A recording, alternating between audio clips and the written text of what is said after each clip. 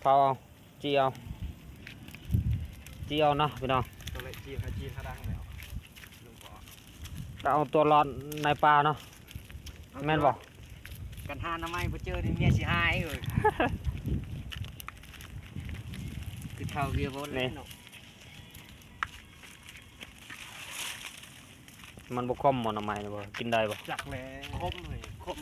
คมกินได้ตีมันบ่เมาตีกินนี่ มายักแล้วตายมายักตายบอกว่ายักกะสิประมาณนี้เนาะลองเบิ่งว่าสิกินได้บ่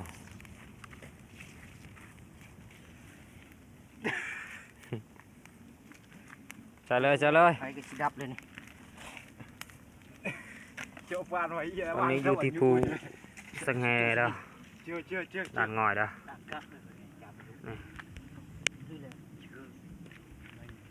ก็สิประมาณนี้บรรยากาศเขาเอาอยู่